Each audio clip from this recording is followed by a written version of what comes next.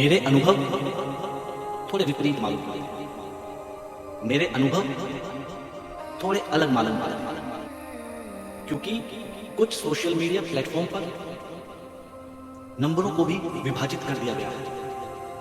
कुछ नंबर अच्छे हैं और कुछ बुरे उनके अनुसार।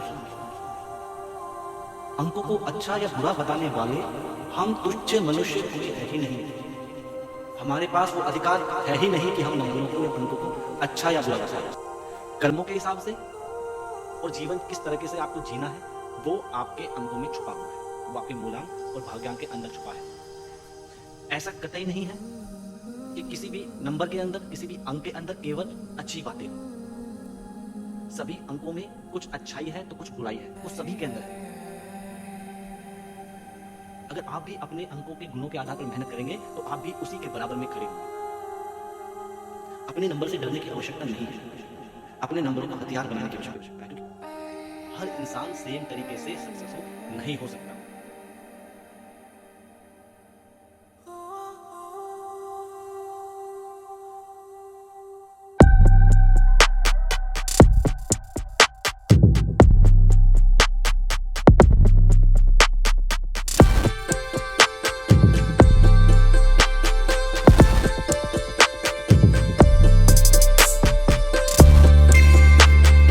अंकों के विषय में भी चर्चा करना आवश्यक है,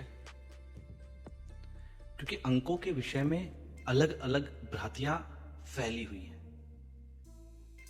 अंकों से मेरा मतलब आपके भाग्यांक और मूल्यांक है, आपकी वो तारीखें या आपके वो अंक जिनका संबंध आपके जन्म से है। उनके विषय में बात करना बहुत ही महत्वपूर्ण हो जाता है, क्योंकि मैंने अक्सर देखा है कि सोशल मीडिया प्लेटफॉर्म पर गुरुओं द्वारा अलग अलग प्रकार के ज्ञान दिए गए हैं। मैं ये कतई नहीं कह रहा कि वो ज्ञान गलत है या सही है। वो उनके अनुभव हैं, उनके एक्सपीरियंस हैं, उनकी केस स्टडी है। उसके आधार पर उन्होंने वो विद्या आपको डिलीवर की है। लेकिन मेरे अनुभव थोड़े विपरीत मालूम पड़ते हैं। मेरे अनुभव थोड़े अलग मालूम पड़ते हैं, क्योंकि कुछ सोशल मीडिया प्लेटफॉर्म पर नंबरों को भी विभाजित कर दिया गया है। कुछ नंबर अच्छे हैं और कुछ बुरे उनके अनुसार। अंकों को अच्छा या बुरा बताने वाले हम तुच्छ मनुष्य कोई है ही नहीं। हमारे पास वो अधिकार है ही नहीं कि हम नंबरों को या अंकों को अच्छा या बुरा बताएं। आप अगर अपने अंकों को, अपने मूलांक और भाग्यांक को जान जाएं, तो आप अपने जीवन के बारे में जान सकते हैं।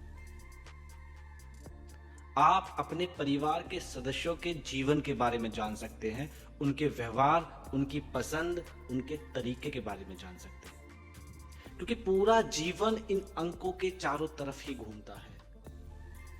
इसीलिए आपको और मुझे या सभी को अलग अलग या सेम सेम नंबर दिए गए। जैसा हमारा अंक, उसी के चारों तरफ हमारा जीवन। उससे दूर कहीं जाना ही नहीं। तो इस विषय में बात करना बहुत आवश्यक हो जाता है। मैंने अक्सर लोगों को यह कहते सुना है कि कुछ नंबर अत्यधिक खराब होते हैं, जिसमें सबसे गंदे नंबर या खराब नंबर 4, 7 और 8 को बताया गया है।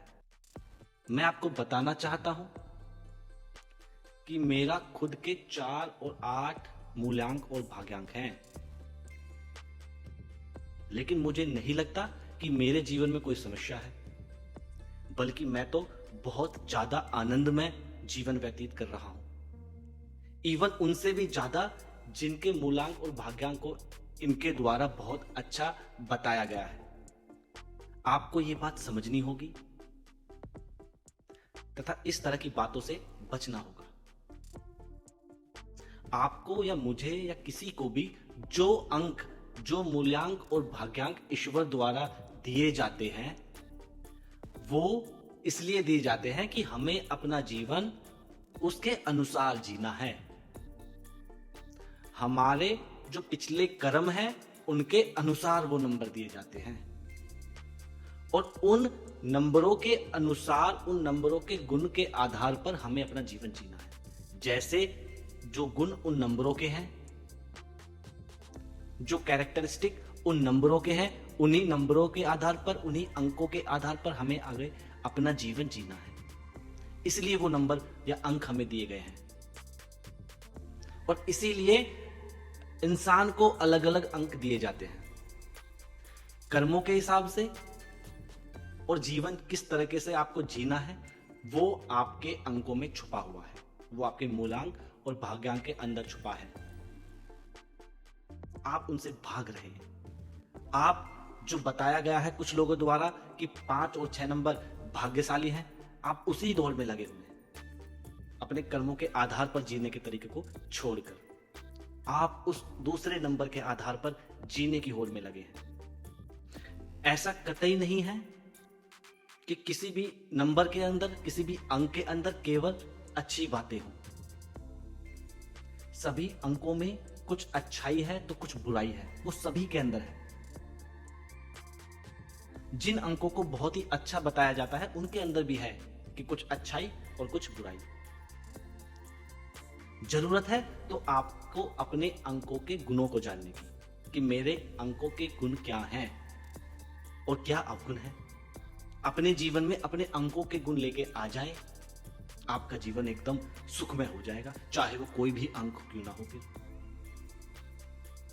आप सक्सेसफुल भी जीवन में इसी कारण से नहीं होते कि आप दूसरे को देखा देख उसी के कदमों पे चलना शुरू कर देते। अरे वो सफल हुआ क्योंकि उसके अंकों के गुण इस प्रकार थे जिस प्रकार से उसने मेहनत की।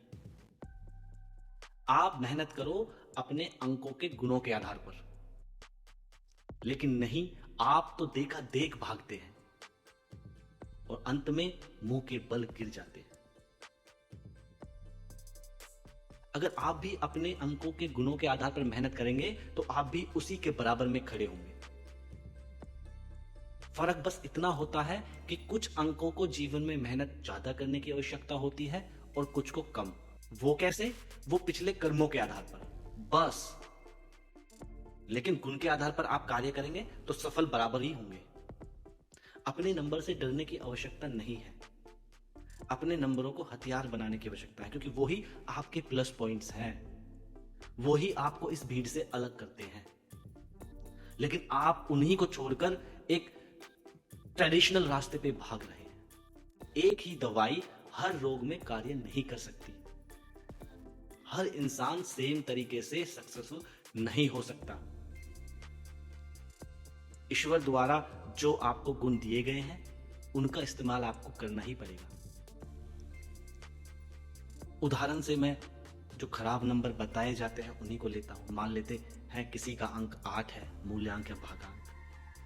अब 8 के जो गुण होते हैं वो कि ये आध्यात्मिकता की तरफ खींचेगा, ये न्याय संगत बात करेगा, ये हार्ड वर्कर होगा, आदि एंड आदि।